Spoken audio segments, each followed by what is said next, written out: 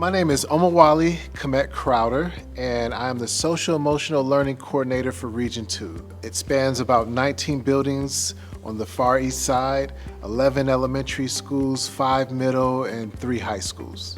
My role is to look at systems, the social emotional well-being of our students and our teachers, and I show them how this aligns completely with everything they do. I work in trauma-informed and restorative practices, culturally relevant pedagogy, also unconscious bias. Mainly, it's about building community and building an ecosystem for everyone to thrive.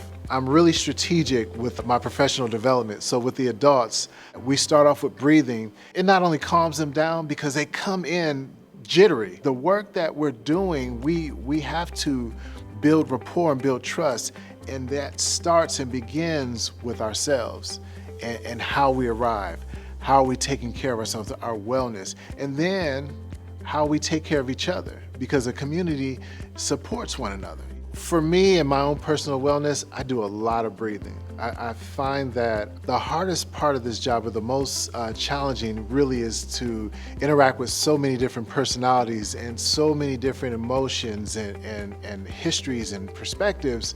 For my wellness, I breathe deep breaths.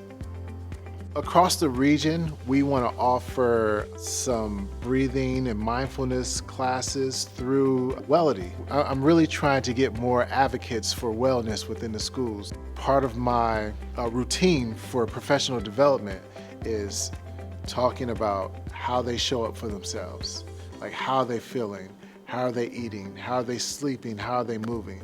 So it's really like an assessment of your well-being. And I do that every PD. We're going to talk about how you are a human being first and how we show up to our job. What led me to education, South High School is where I graduated, and I was introduced into prevention work. I had a mentor by the name of Latanya Lemon. She was a licensed counselor, but we worked with drug, alcohol, tobacco prevention. And so working with students, I saw a larger need for mental health. And eventually I went back to school to become a school counselor. So I got my school counselor license, and the job I was hired for in Columbus was social emotional learning specialist. Working on these initiatives means a lot to me simply because I get to hold myself accountable. It's allowed me to grow and really do self-assessments daily. My approach to SEL is very poetic. I am a poet, and I do slam poetry. I write. I wrote a couple books, and that has really helped my journey because it's about storytelling, and you can weave poetry into just about anything. So even when we're not rhyming, we're articulating our stories in such a way as an actual tool, SEL tool, for adults and students. So we definitely want to take care of ourselves to show up every day, but for the intention of building community.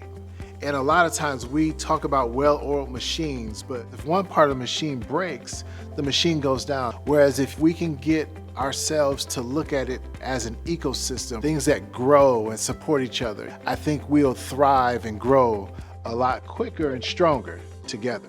So it's not so much about what we're trying to create, it's about how we do it. The interaction of SEL and language arts, it is the interaction between sports and the arts. It's the interaction between our community members and our parents. When we master that process of interlocking, aligning, and working together, sky is the limit. Thank you for listening to my story. Stay tuned for next week's Wellness Wednesday video.